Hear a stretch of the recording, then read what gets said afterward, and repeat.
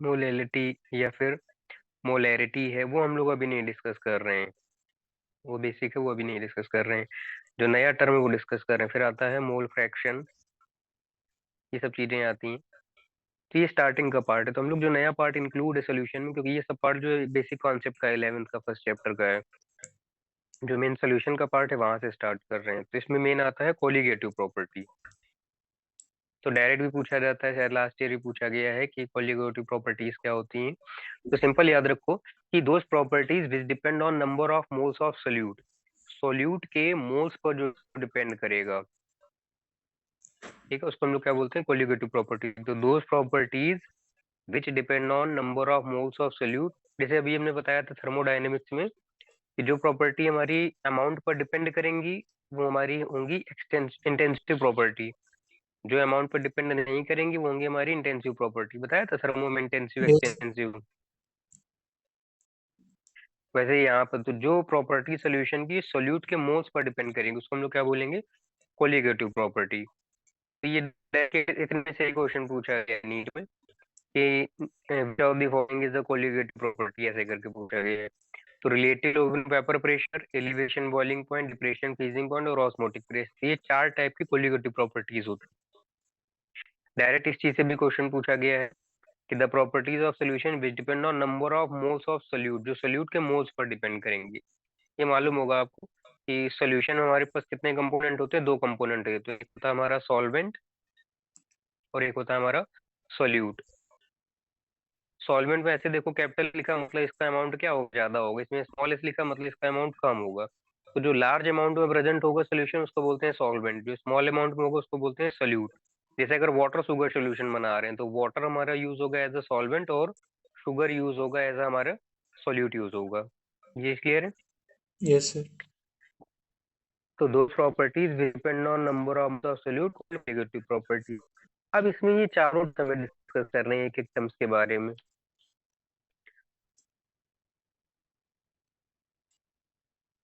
पहले हम लोग बॉइलिंग वाला मान के चलो, हमारे पास कोई प्योर सॉल्वेंट है। जैसे मान लेते हैं प्योर वाटर है हमारे पास, ठीक है। तो मान ले इसमें हमारे पास ये वाटर है इसमें। अब वाटर का हम लोग मान ले बॉइलिंग पॉइंट हमारा वाटर का 100 डिग्री सेल्सियस है, ये प्योर वाटर बॉइलिंग पॉइंट है। अब इसमें जब कोई सोल्यूट मिलाया जाएगा, कोई डिफरेंट टाइप सोल्यूट मान लो इसमें मिला दें, तो इसका बॉइलिंग होगा या डिक्रीज होगा, ये बेसिक क्वेश्चन है। तो ऐसे देख लो, जब प्योर वाटर था तो हम एक चीज को बॉयल कर रहे हैं। अब वाटर का सोल्यूशन बना दिए, यानी कि अब कितने कंपोनेंट हो गए, एटलीस्ट दो कंपोनेंट तो होंगे ही, एक सोल्यूट वाला।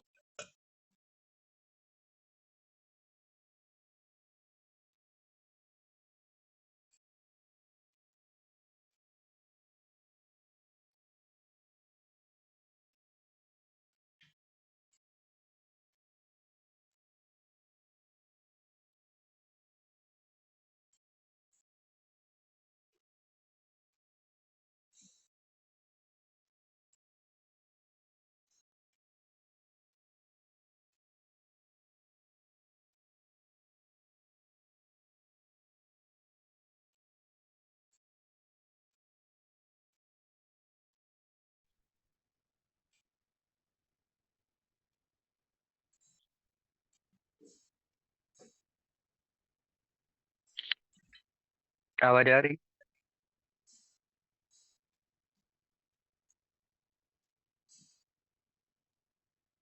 तो जब हमारे पास प्योर वाटर था तो प्योर वाटर हमें केवल एक चीज बॉयल करनी थी, केवल वाटर को। लेकिन अब अगर इसी का हमने सोल्यूशन बना दिया है, यानी कि अब इसमें कितने कंपोनेंट होगा, अब इसमें दो कंपोनेंट हो गए हैं। तो यानी कि अब दो चीजों को बॉयल करना है, यानी कि अब जो हमें एनर्जी देनी पड़ेगी वो हमें 100 से मोर देन देनी पड़ेगी। यानी कि अगर कोई हमारे पास प्योर सॉल्वेंट है उस और उसका हम लोग कोई सोल्यूशन बना रहे हैं, तो सिंपली याद रखें, solution have more boiling point than it's pure solvent. जो सोल्यूशन होगा वो अपने सॉल्वेंट से ज्यादा बॉइलिंग पॉइंट रखेगा। प्योर वाले को मान लो हम लोग अगर T1 है और सोल्यूशन का T2 है, तो T2 हमेशा क्या होगा, ग्रेटर देन होगा हमारा T1 से। ये चीज क्लियर हुई। Yes sir. सोल्यूशन है मोर देन प्योर सॉल्वेंट, जैसे वाटर से वाटर के सोल्यूशन का बॉइलिंग पॉइंट ज्यादा होगा। तो अब यानी कि इंक्रीज हो रहा है, तो यानी कि अगर इसको माइनस करना है तो T2 में ही तो T1 को माइनस करेंगे। जब T2 में यस T1 को माइनस करेंगे तो क्या आएगा कि कितना टेम्परेचर में डिफरेंस, यानी कि प्योर वाले से और सोल्यूशन वाले के टेम्परेचर में कितना डिफरेंस आया। तो डिफरेंस जो भी आए बढ़ेगा, यानी कि टेम्परेचर क्या होगा, इंक्रीज करेगा। इंक्रीज को बोलते हैं एलिवेशन। 10th में एक चैप्टर पढ़ा होगा मैथ्स में, हाइट एंड डिस्टेंस, उसमें आता था ना एलिवेशन एंगल, डिप्रेशन एंगल। तो एलिवेशन का मतलब इंक्रीज हो रहा है, एलिवेट कर रहा है, बढ़ रहा है। तो टेम्परेचर क्या हो रहा है, एलिवेट कर रहा है, इसलिए इसको बोलते हैं एलिवेशन इन बॉइलिंग पॉइंट। किस चीज में एलिवेशन हो रहा है, बॉइलिंग पॉइंट, उसको बोलते हैं डेल्टा टीबी। तो यहाँ पर वही बताया गया है कि मान लें बॉइलिंग पॉइंट ऑफ सोल्यूशन हमारे पास टीबी नॉट है और बॉइलिंग पॉइंट ऑफ सॉल्वेंट हमारा टीबी है। तो जब माइनस करेंगे तो यहाँ ये गलत लिखा है, इसको माइनस करेंगे तो क्या आएगा, टीबी नॉट माइनस टीबी आएगा। ठीक है, और इसको क्या बोलेंगे, बॉइलिंग पॉइंट बढ़ रहा है इसलिए इसको बोलेंगे एलिवेशन बॉइलिंग पॉइंट। ये चीज क्लियर हुई, इतना स्टेप यस क्लियर है। अब अभी तो हमने ये देखा कि हमारे पास क्या है, एक प्योर है और एक उसी का सॉल्यूशन बनाया गया है। मतलब कि एक हमारे पास कोई वेसल, उसमें हमारे पास प्योर वाटर है, मान लीजिए हमारे पास ये प्योर वाटर है, और दूसरा हमने लिया हुआ है वाटर का कोई सोल्यूशन बना दिया है, मान लो वाटर के साथ में वाटर शुगर सोल्यूशन मान लो बना दिया है। तो ये हमारा वाटर का सोल्यूशन बन गया है। तो अभी तक ये कंफर्म हुआ कि सोल्यूशन है more boiling point than it's pure solvent. लेकिन अब कह रहे हैं अगर हम लोग सोल्यूशन में अगर सोल्यूट का अमाउंट बढ़ा दें, अगर सोल्यूशन में हम लोग क्या करें, सोल्यूट का अमाउंट बढ़ा दें, तब हमारे पास टेम्परेचर तब भी इंक्रीज करेगा। तो किस रेट से इंक्रीज करेगा, तो जितना हम लोग सोल्यूट इंक्रीज कराएंगे उसी के रेफरेंस हमारे पास क्या होगा, डेल्टा टीबी इंक्रीज करेगा। यानी कि delta TB is directly proportional to molality of solute. ये चीज क्लियर हुआ। Yes sir. मान लो एक गिलास में पानी भरा हुआ है, ठीक है, दूसरे गिलास हमने पानी लिया और उसमें एक चम्मच चीनी डाल दी, तो सोल्यूशन बन गया। तो जिसमें शरबत बना है उसका बॉइलिंग पॉइंट हमारा ज्यादा होगा। अब कह रहे हैं तीसरा गिलास लिया, उसमें एक गिलास पानी में 2 चम्मच चीनी डाल दी, फिर 3 चम्मच डाल दी, चार, तो ज्यादा बॉइलिंग पॉइंट किसमें होगा, जिसमें ज्यादा चम्मच हमारी चीनी पड़ी होगी, यानी कि जिसमें सोल्यूट का अमाउंट ज्यादा होगा। मीन्स जो डेल्टा टी है हमारे पर, वो किस पर डिपेंड करेगा, सोल्यूट के कंसंट्रेशन पर। कौन सा कंसंट्रेशन, सर मोलैलिटी पर डिपेंड करेगा। ये चीज क्लियर हुई। Yes sir. मान ले हमारे पास 3 गिलास हैं, एबीसी करके 3 गिलास दिए गए हमारे पास, ठीक है, और तीनों गिलास में एक में केवल पानी है, एक में 1 चम्मच चीनी है और सी वाले में 2 चम्मच चीनी। तो सबसे ज्यादा बॉइलिंग पॉइंट किसका होगा, जिसमें 2 चम्मच चीनी आ रही। तो सिंपली याद रखो, जिसमें सोल्यूट का अमाउंट ज्यादा होगा उसका हमारे पास बॉइलिंग पॉइंट हायर होगा। तो यहाँ हमने वो पॉइंट नहीं बताया है कि elevation in boiling point of a solution is directly proportional to molality of solution. तो डेल्टा टीबी क्या आएगा, फिर प्रोपोर्शनलिटी साइन हटाएंगे तो यहाँ पर कोई कांस्टेंट के बी लिया गया है। ठीक है, अभी देखेंगे के बी क्या होता है। तो के बी सोल्यूशन हमारे पास कोई कांस्टेंट लिया गया है। अब इसमें क्या कह रहे हैं, ये मोलैलिटी का फॉर्मूला होता है। अगर हम लोग इस वाले फॉर्मूले में, जो हमारा जनरल फॉर्मूला आया है, अगर इस फॉर्मूले में हम लोग डेल्टा टीबी को कर दें 1, सॉरी, अगर हम लोग इस वाले फॉर्मूले में मोलैलिटी को कर दें 1, तो डेल्टा टीबी किसके बराबर आ जाए, डेल्टा टीबी बराबर आ जाएगा केबी के। यानी कि केबी क्या है, केबी है elevation in boiling point at 1 molar solution. जब कंसंट्रेशन 1 मोलर है तब जितना चेंज आ रहा है वही क्या, उसको केबी बोलते हैं, और इसका अदर नेम होता है इब्लियोस्कोपिक कांस्टेंट। बोर्ड में पूछा भी जाता है कि what do you understand by ebullioscopic constant या क्रायोस्कोपिक कांस्टेंट, बोर्ड में ऐसे पूछा जाता है। ये क्लियर हुआ। Yes sir. तो मेनली आपको ये याद रखना है कि सोल्यूशन है more boiling point than it's pure solvent, और ये फॉर्मूला याद रखना है बस। बुक्स में बड़ा वाला फॉर्मूला लिखा रहता है तो वो मोलैलिटी का फॉर्मूला लगा दिएगा तो उसको आप अलग से याद रख सकती हो। कांस्टेंट केबी क्या है, कांस्टेंट केबी है 1 मोलर सोल्यूशन का एलिवेशन इन बॉइलिंग पॉइंट। जो प्रोसेस यहाँ पर हुआ है सेम प्रोसेस हमें करना है डिप्रेशन इन फ्रीजिंग पॉइंट में। मतलब अब ये कह रहे हैं जब कोई चीज बॉयल की जाती है तो बॉयल करने का मीनिंग ये होता है कि मॉलिक्यूल्स के बीच का स्पेस हम लोग क्या कर रहे हैं, बढ़ा रहे हैं। जब कोई चीज बॉयल, जैसे दूध उबालते हैं तो दूध ऊपर की तरफ उठने लगता है, मतलब क्या हुआ कि मॉलिक्यूल्स के बीच का स्पेस हम इंक्रीज करा रहे हैं। और जब कोई फ्रीज की जा रही तो फ्रीज करने का मतलब होता है कि मॉलिक्यूल को हम लोग क्लोज ला रहे हैं। तो अब ये बताओ, मान लो अगर हमारे पास 2 वेसल में वाटर है, एक वेसल में प्योर वाटर है और एक वेसल में वाटर का कोई सोल्यूशन लिया गया, जैसे वाटर शुगर सोल्यूशन मान ले, तो अब किसका फ्रीजिंग पॉइंट ज्यादा होगा, मतलब कौन देर से जमेगा? इम्प्योर वाला जमेगा। है? इम्प्योर वाला देर से जमेगा। प्योर वाला देर से जमेगा। क्यों?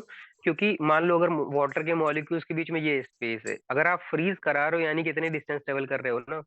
अब अगर इसके बीच में मान लो हम लोगों ने सोल्यूट फिल कर दिया, अब उसको फ्रीज होने के लिए ज्यादा डिस्टेंस ट्रेवल नहीं करनी, कम करनी, यानी कि जल्दी से फ्रीज हो जाएगा। तो कंक्लूजन ये है कि solution have more freezing point than its solvent. जैसे प्योर का हमारे पास TF दिया गया है, फ्रीजिंग पॉइंट ऑफ सोल्यूट का, इसका दिया तो माइनस करेंगे तो हमारे पास क्या है कि डिप्रेशन इन फ्रीजिंग पॉइंट। एक हमारे पास प्योर है और एक हमारे पास है सोल्यूशन। ठीक है। तो जब बॉइलिंग पॉइंट की बात होगी तो सोल्यूशन का बॉइलिंग पॉइंट ज्यादा होगा। जब फ्रीजिंग पॉइंट की ज्यादा होगी तो प्योर वाले का फ्रीजिंग पॉइंट ज्यादा होगा। मतलब अगर फ्रिज में एक कटोरी में पानी रखो, एक कटोरी में दूध रखो, तो दूध जल्दी जमेगा। यानी कि फ्रीजिंग पॉइंट ज्यादा किसका है? पानी का ज्यादा होगा ना। Yes sir. नहीं है? आ गया सर। तो बाकी सब चीजें सेम है। अगर उसके कंसंट्रेशन इंक्रीज कराएंगे तो depression in freezing point directly proportional to molality of solution. यहाँ भी डेल्टा एम आ जाएगा। प्रोपोर्शनलिटी हटाएंगे तो डेल्टा एम की जगह हमारे पास क्या आ जाएगा? KFM आ जाएगा। KF को क्या बोलते हैं? Cryoscopic constant. बॉइलिंग पॉइंट में यूग्लोस्कोपिक कांस्टेंट और फ्रीजिंग पॉइंट में क्रायोस्कोपिक कांस्टेंट। दोनों का मतलब ये है कि फ्रीजिंग पॉइंट या boiling point at 1 molar solution, 1 molar में जितना होता है उसी को बॉइलिंग पॉइंट को इब्लियोस्कोपिक या क्रायोस्कोपिक बोलते हैं। अब पॉइंट ये है कि ये जो डेल्टा TB है या TF है, डेल्टा TB मतलब एलिवेशन इन बॉइलिंग पॉइंट और डेल्टा TF मतलब डिप्रेशन इन फ्रीजिंग पॉइंट, ये मोलैरिटी के ही क्यों डायरेक्टली प्रोपोर्शनल है? मोलैरिटी के क्यों नहीं आ रहा है? क्योंकि जो मोलैरिटी होती है वो टेम्परेचर डिपेंडेंट होती है। मतलब अगर टेम्परेचर इंक्रीज या डिक्रीज करेगा तो मोलैरिटी भी इंक्रीज या डिक्रीज होगी। लेकिन जो मोलैलिटी होती है वो हमारा टेम्परेचर क्या होती है, टेम्परेचर पर डिपेंड नहीं करता। इस वजह से यहाँ पर मोलैलिटी वाला टर्म लिया जा रहा है, मोलैरिटी नहीं ले रहे हैं। क्लियर हुआ? Yes sir. ये 11th में क्वेश्चन भी आता है, विच इज टेम्परेचर डिपेंडेंट। तो मोलैरिटी कैपिटल M वाला टेम्परेचर डिपेंडेंट होता है, इस वजह से यहाँ। और हम बात भी टेम्परेचर की ही कर रहे हैं, इसलिए हम लोग यहाँ मोलैरिटी नहीं ले रहे हैं, मोलैलिटी ले रहे हैं। दोनों फॉर्मूलाज क्लियर हैं? Yes sir. अच्छा। नेक्स्ट आता है ऑस्मोटिक प्रेशर। तो बायो में आपने पढ़ा होगा ऑस्मोटिक प्रेशर के बारे में, ऑस्मोसिस, ऑस्मोटिक प्रेशर, ये सब चीजें। Yes sir. तो सिंपल डेफिनेशन लर्न करने की ट्रिक ये है कि मान ले हमारे पास कोई एक कंटेनर है, उसको सेमी परमिएबल मेम्ब्रेन से क्या किया हुआ है? सेपरेट किया हुआ है। तो अगर एक तरफ सोल्यूशन फिल करें और एक तरफ सॉल्वेंट फिल करें, अगर फ्लो हमारा सॉल्वेंट से सोल्यूशन की तरफ हो रहा है, फ्लो हमारा कहाँ हो रहा है? जैसे मान चलो एक कोई वेसल है, उसमें दो पार्ट के बीच में मान लो कोई कपड़ा लगा दें, आधे में पानी भरा हुआ और आधे में वाटर शुगर सोल्यूशन भरा हुआ है। तो फ्लो किस तरफ से होगा? वाटर वाले से वाटर शुगर सोल्यूशन की तरफ होगा फ्लो, सॉल्वेंट टू सोल्यूशन। तो इसको बोलते हैं ऑस्मोसिस। मतलब flow of solvent particles from solvent to solution is called osmosis. ये चीज क्लियर हुई? Yes sir. एक कोई कंटेनर है हमारे पास, इसको सेमी परमेबल मेम्ब्रेन से सेपरेट किया हुआ है। एक तरफ किसी का भी प्योर सॉल्वेंट है और दूसरी तरफ उसी सॉल्वेंट का क्या किया हुआ है? सोल्यूशन लिया हुआ है। तो फ्लो कहाँ से आएगा? फ्लो हमारा आएगा सॉल्वेंट से सोल्यूशन की तरफ। किसका फ्लो होगा? सॉल्वेंट का फ्लो होगा। ठीक। ये बीच में सेमी परमेबल मेम्ब्रेन लगा, मतलब इसमें पोर्स है जैसे। तो फ्लो हमारा इस तरफ से इस तरफ हो रहा है। अब हम क्या करें कि सोल्यूशन की साइड में, सोल्यूशन वाली साइड में अगर हम लोग प्रेशर लगा दें, सोल्यूशन वाली साइड हम लोग क्या करें, कोई पिस्टन लगा के प्रेशर लगा दें, तो क्या होगा? प्रेशर जब लगाएंगे तो सोल्यूशन में जो सोल्यूट पार्टिकल्स हैं वो जा करके क्या कर देंगे, ये जो पोर्स हैं इनको ब्लॉक कर देंगे, मतलब कि फ्लो रुक जाएगा। फ्लो रुक जाएगा यानी कि the pressure at which osmosis stop, यानी कि जिस प्रेशर पर ऑस्मोसिस बंद हो जाएगा, इज कॉल्ड ऑस्मोटिक प्रेशर। उसको हम लोग क्या बोलते हैं? Osmotic pressure. जिस प्रेशर पर ऑस्मोसिस रुक गया उसको हम लोग क्या बोलेंगे? Osmotic pressure. अब मान लो अगर ज्यादा प्रेशर लगा दें और ज्यादा प्रेशर बढ़ा दें, तब क्या होगा? तो फ्लो अपोजिट डायरेक्शन में होने लगेगा। फ्लो अपोजिट डायरेक्शन में होने लगेगा। This is called reverse osmosis, जिसको आरओ बोलते हैं, वाटर प्यूरिफायर जो होता है। ठीक है।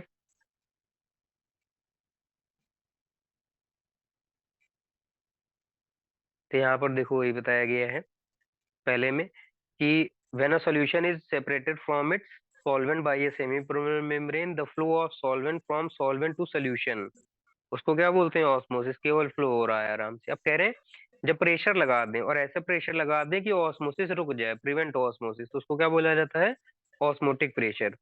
और अगर और ज्यादा प्रेशर लगा दें, इतना प्रेशर लगा दें कि सोल्यूशन जो फ्लो की डायरेक्शन चेंज हो जाए, तो उसको क्या बोलते हैं, रिवर्स ऑस्मोसिस। ये तीन चीजें क्लियर हुई। यस अब सर। इसमें देखें कितना प्रेशर लगाएं कि हमारा ऑस्मोसिस रुक जाए, तो उसको बोलते हैं ऑस्मोटिक प्रेशर। ऑस्मोटिक प्रेशर को रिप्रेजेंट किया जाता है पाई से। तो पाई का मतलब क्या, ऑस्मोटिक प्रेशर। तो ऑस्मोटिक प्रेशर क्या होता है, डायरेक्टली प्रोपोर्शनल होता है कंसंट्रेशन के। और ऑस्मोटिक प्रेशर हमारा डायरेक्टली प्रोपोर्शनल होता है टेम्परेचर के। तो फाइनली हमारे पास यहाँ से आ जाता है osmotic pressure proportional to C concentration, और सॉरी, सी कंसंट्रेशन और टी टेम्परेचर। तो यहाँ से हटाया जाएगा तो आ जाता है सी आर टी। आर हमारा क्या है, आर हमारा गैस कांस्टेंट है। इस फॉर्मूले पे बेस्ड भी क्वेश्चन पूछे जाते हैं। अगर मान लो कोई दो सोल्यूशन ले लें, मान लो हम लोग ले लें सोल्यूशन वन ले लें और सोल्यूशन टू ले लें। ठीक। दोनों का कंसंट्रेशन अगर सेम कर दें, दोनों का कंसंट्रेशन हम लोग अगर सेम कर दें और टेम्परेचर कांस्टेंट किया हुआ है, तो क्या हो जाएगा, तो हमारे पास पाई वन पाई टू के बराबर आ जाएगा। Yes sir. भाई पाई डिपेंड कर रहा है कंसंट्रेशन पर, आर पर, टी पर। टी कांस्टेंट कर दिया, आर ऑलरेडी कांस्टेंट है, कंसंट्रेशन दोनों का बराबर कर दिया, यानी कि पाई वन पाई टू भी आपस में क्या हो जाएंगे, बराबर हो जाएंगे। तो the solution in which at constant temperature both solution have same concentration then also have same osmotic pressure, इसको हम लोग बोलते हैं आइसोटोनिक सोल्यूशन। पूछा गया है, दिस इज आइसोटोनिक सोल्यूशन।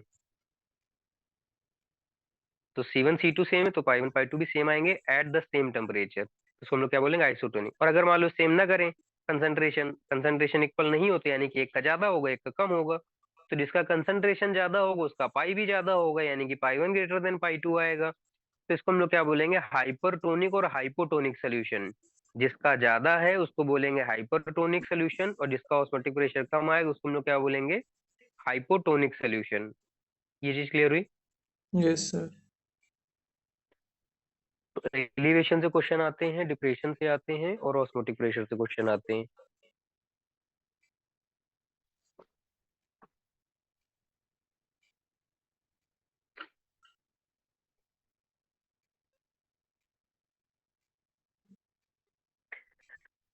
अब एक पॉइंट ये है कि दो चीजें होती हैं, एक होती है कैलकुलेटेड वैल्यू और एक होती है ऑब्जर्व्ड वैल्यू। जैसे आप अपने घर से किसी, जैसे आपके घर से मॉल की डिस्टेंस करो, तो एक मेजर करो, स्कूटी में जाके बैठ के देखो हाँ भाई कितनी दूर है, और एक ऐसे अनुमान लगा लो कि हाँ भाई कितनी दूर होगा। तो यानी कि दो वैल्यूज आ रही है, एक ऑब्जर्व्ड वैल्यू है और एक हमारी कैलकुलेटेड वैल्यूज। दोनों के बीच का जो रेशियो होता है, उस रेशियो को बोलते हैं वैन टॉप फैक्टर। तो वैसे ही यहाँ पर मान लो कोई सोल्यूशन ले लें हम लोग, और सोल्यूशन का बॉइलिंग पॉइंट निकालें, तो एक हम लोग कैलकुलेट करके मशीन के थ्रू निकालें, और एक हम लोग ऐसे ही ऑब्जर्व करके निकालें, फॉर्मूले से निकालें, तो दोनों में कुछ बहुत डिफरेंस आएगा। उस डिफरेंस को क्या बोलते हैं, वेंट ऑफ फैक्टर। तो वेंट ऑफ फैक्टर क्या होता है, इस पॉइंट पे क्वेश्चन पूछा गया है। वेंट ऑफ फैक्टर क्या है, ऑब्जर्व वैल्यू और नॉर्मल वैल्यू के रेशियो को बोलते हैं वेंट ऑफ फैक्टर। और वेंट ऑफ फैक्टर की हमेशा जो वैल्यू आएगी वो वन के रेफरेंस में आती है। मतलब बहुत ज्यादा डिफरेंस नहीं आएगा, 10-20 का डिफरेंस आए, वन के रेफरेंस में लिया जाता है। ठीक। अब मान लें हमारे पास कोई सोल्यूशन, जैसे मान लो NaCl है, NaCl को जब वाटर में डाला जाएगा तो क्या बनेगा, Na प्लस बनेगा, Cl माइनस बनेगा। मान लें हमारे पास फॉर्मिक एसिड है, फॉर्मिक एसिड को मान लो वाटर में डाला जाए तो क्या आ जाएगा, फॉर्मिक एसिड हाइड्रोजन बॉन्डिंग कर लेगा, तो कुछ इस तरीके से आ जाएगा, मान लो अगर दो मोल लिए गए। और मान लें हम लोगों ने लिया हुआ है यूरिया ले लें, इसको अगर वाटर में डालें तो कुछ नहीं होगा, जैसा एज इट इज बना रहेगा। तो यानी कि यहाँ पर केस क्या आ रहा है, केस पहले में आ रहा है हमारे पास कि डिसोसिएशन हो रहा है। पहले वाले में जो सल्यूट लिया उसका क्या हो रहा है, डिसोसिएशन हो रहा है, और दूसरे वाले में सल्यूट का क्या हो रहा है, एसोसिएशन। एसोसिएशन हो रहा है। और थर्ड वाले में कुछ नहीं आ रहा, नो चेंज, मतलब ना मॉलिक्यूल बढ़ रहे हैं ना मॉलिक्यूल घट रहे हैं। तो अब ये तीन केस है। तो देखो जब डिसोसिएशन हो रहा है तो नंबर ऑफ आयंस क्या हो रहे हैं या मोल्स क्या हो रहे हैं, इंक्रीज हो रहे हैं कि डिक्रीज हो रहे हैं? इंक्रीज हो रहे हैं। तो यानी कि इंक्रीज। इसके लिए आई की वैल्यू क्या है, आई की वैल्यू क्या आएगी, ग्रेटर देन वन आएगी। एसोसिएशन में क्या होता है, नंबर ऑफ मोल्स कम होते हैं, यानी कि आई की वैल्यू लेस देन वन आएगी। और यहाँ कोई चेंज नहीं आ रहा जैसे ऐसे, यानी कि आई की वैल्यू इक्वल टू वन आएगी। ठीक है, ये लर्न करने की ट्रिक है। अगर एसोसिएट हो रहे हैं तो मॉलिक्यूल्स कम हो रहे हैं, यानी कि एक से कम आएगी। डिसोसिएशन हो रहा है यानी कि आयंस बढ़ रहे हैं तो एक से ज्यादा आएगी। और कुछ नहीं चेंज आ रहा तो वन आएगी। ये क्वेश्चन जे में से पूछा गया है। ठीक। अब हमें पता कैसे चलेगा कि, अच्छा, अगर हमारे पास कोई ऐसा मॉलिक्यूल है या कोई ऐसा सोल्यूट लिया गया जिसमें आयोनाइजेशन हो रहा है, तो हम लोग जो जनरल फॉर्मूले पढ़े थे ये वाले, इन फॉर्मूलाज में क्या करेंगे, आई की वैल्यू यूज करेंगे। जैसे अभी हमने पढ़ा था delta T B is equal to K B M. लेकिन अगर उसमें कोई ऐसा मॉलिक्यूल दिया गया, कोई ऐसा सोल्यूट जो आयनाइज हो रहा है, तो हम लोग आई यूज करेंगे। इसमें भी आई, यहाँ पर भी आई यूज होगा। तो हमें पता कैसे चलेगा कि कब आयनाइज हो रहा है कब आयनाइज नहीं हो रहा है? तो क्वेश्चन में नहीं बताया कि हमें सोल्यूट को देख के पता करना होगा कि अगर आयनिक कंपाउंड है यानी कि हमारा आयोनाइज होगा। अगर किसी में हाइड्रोजन बॉन्डिंग आ रही, जैसे अल्कोहल कार्बोक्सिल लिया गया है, तो उसमें एसोसिएशन होगा। और कोई कार्बोहाइड्रेट लिया गया जैसे सुक्रोज है, ग्लूकोज है, तो हमारे पास कोई भी चेंज नहीं आएगा, तब हमें आई की वैल्यू नहीं लेनी, तब हम लोग आई की वैल्यू वन यूज करेंगे। क्लियर है? यस ये सर। क्वेश्चन भी पूछा गया है। आपको आई की वैल्यू पता लगानी है, कैसे लगाएंगे, तो क्या करेंगे, आई की वैल्यू के लिए जितने नंबर ऑफ आयंस आ रहे हैं, जैसे अगर NaCl लिया गया तो इसके लिए आई की वैल्यू क्या आ जाएगी, नंबर ऑफ आयंस। एक कैटायन है एक एनायन है तो आई की वैल्यू कितनी आ जाएगी, टू आ जाएगी। जैसे लिया गया है AlCl3, तो इसको आयनाइज किया जाएगा तो आएगा Al3 plus plus 3Cl minus. तो कैटायन कितने हैं, एक एनायन कितने हैं, तीन आ रहे हैं, तो टोटल नंबर ऑफ वैल्यू की आई की क्या आ जाएगी, फोर आ जाएगी। जैसे कोऑर्डिनेशन कंपाउंड लिया गया तो यहाँ पर टोटल नंबर ऑफ आयंस कितने आ रहे हैं, फाइव, तो आई की वैल्यू फाइव आ जाएगी। यानी कि number of ions is equal to i की वैल्यू लेंगे, अगर क्वेश्चन में नहीं गिवन है कुछ डेटा तो। और अगर दिया गया डेटा तो उसके अकॉर्डिंग निकालेंगे हम लोग। ये चीज क्लियर हुई? Yes sir.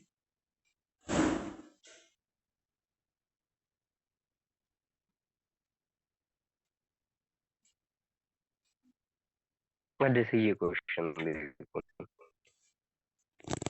क्वेश्चन में कह रहे हैं डिटरमाइन ऑस्मोटिक प्रेशर, मतलब हमें पाई की वैल्यू निकालनी है। ठीक। Of a solution prepared by dissolving this gram of K2SO4, यानी कि हमें K2SO4 का वेट गिवन है। ठीक है, इन 2 लीटर, मतलब कि वॉल्यूम दे दिया गया है, एट 25 डिग्री सेल्सियस, मतलब टी की वैल्यू दे दी गई। Assuming that it is completely dissociated. तो देखो जो K2SO4 वो आयनाइज होगा, यानी कि हमें आई की वैल्यू यूज करनी होगी। तो K2SO4 जब आयनाइज होगा तो कितने आयन देगा, 3 आयन। तो थ्री। आई की वैल्यू हम लोगों ने यहाँ पर 3 ले लिए। क्लियर हुआ? Yes sir. अब फॉर्मूला हमें क्या लगाना है, फॉर्मूला हम लोग यूज करेंगे pi is equal to ICRT। Pi तो हमें फाइंड ही करना है, आई हमें 3 पता चल गया। अब सी के लिए बात आती है, तो सी यहाँ पर हम लोग यूज करेंगे कंसंट्रेशन। कंसंट्रेशन कौन सा, मोलैरिटी यूज करेंगे। तो मोलैरिटी के लिए सिंपल फॉर्मूला लगाएं, तो मोलैरिटी का फॉर्मूला क्या होता है, number of moles of solute present in 1 litre of solution. फिर एन के लिए फॉर्मूला क्या होता है, वेट अपॉन मॉलिक्यूलर मास, तो weight upon molecular mass upon this आ जाएगा। क्लियर? वॉल्यूम लीटर में दिया गया इसलिए 1000 लेने की जरूरत नहीं, तो स्मॉल डब्ल्यू हमारे पास गिवन है 25 mg, इसको ग्राम में कन्वर्ट कर लिया। ठीक है, एम मॉलिक्यूलर मास किसका लेंगे, K2SO4, तो K2SO4 का मॉलिक्यूलर मास निकाला गया है, एम आ जाएगा। वॉल्यूम क्वेश्चन में गिवन है 25, सॉरी 2 लीटर, वी भी गिवन, तो क्या यहाँ से मोलैरिटी निकाल लेंगे सब कुछ करके। मोलैरिटी मतलब कंसंट्रेशन, तो सी की वैल्यू आ गई हमारे पास, तो सी गिवन हो गया, टी गिवन हो गया, आर की वैल्यू क्या लेंगे, 0.082। सिंपल फॉर्मुला बेस्ड क्वेश्चन है। क्वेश्चन में बस इतना रोल है यहाँ पर कि आई की वैल्यू कैसे निकाली गई, मेन बस इतना है।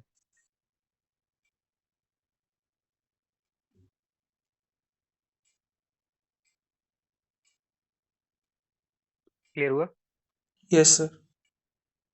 इसी से रिलेटेड दूसरा क्वेश्चन है, उसमें भी सब कुछ सेम है, बट उसमें पाई दिया गया है, वेट पूछा गया है। यहाँ पर देखो, CaCl2 अगर कंप्लीटली आयनाइज होता तो इसके लिए हम लोग आई की वैल्यू निकालते, तो आई की वैल्यू कितनी आती, 3 आती। लेकिन क्वेश्चन में कितनी गिवन है, 2.47, यानी कि सोल्यूशन बनाने में CaCl2 कंप्लीटली आयोनाइज नहीं हुआ होगा, तभी वैल्यू क्या आ रही, 3 से कम आ रही। ठीक है। ऊपर इसीलिए उसने वो लाइन बोली भी थी यहाँ पर, assuming that it is completely dissociated. तो अगर कम्प्लीटली डिसोसिएट नहीं हो रहा है तो हमारे पास आई की वैल्यू उसके नंबर ऑफ आयन से कम आएगी। ठीक। बाकी क्वेश्चन सेम है, पाई की वैल्यू गिवन है, टेम्परेचर गिवन है, वॉल्यूम गिवन है, पाई गिवन है, टेम्परेचर गिवन है, वॉल्यूम गिवन है, आर की वैल्यू 0.0821 करके हम लोग क्या निकाल लेंगे, नंबर ऑफ मोल्स निकाल लेंगे। फिर नंबर ऑफ मोल्स के लिए फॉर्मूला क्या होता है, wait upon molecular mass. Number of moles मालूम हो गए, CaCl2 का वेट निकाल लेंगे, W की वैल्यू आ जाएगी हमारे पास। नहीं क्लियर है question? Clear sir. Simple formula based question है। यहाँ तक आप इसको रिवाइज करना, कल इसको हम आगे कंटिन्यू करेंगे। कल सुबह क्लास करेंगे, सुबह आप पढ़ लोगे? कितने बजे सर? सुबह 9 बजे। ठीक है सर। सुबह 9 बजे इसी को सोल्यूशन को ही आगे कंटिन्यू करेंगे, तो कल सुबह और कल शाम को कर लेंगे। तो सोल्यूशन में काफी कंटेंट हो रहा है, और जो हमने उसके ग्रुप 13 के क्वेश्चन भेजे हैं उनको भी अटेम्प्ट कर लेना, तो उनके आंसर्स भी कुछ बता देंगे मॉर्निंग। Yes sir. तब तक सोल्यूशन इतना ये रिवाइज करो और ग्रुप 13 के क्वेश्चन करो, तो मॉर्निंग में इसी को कंटिन्यू करते हैं।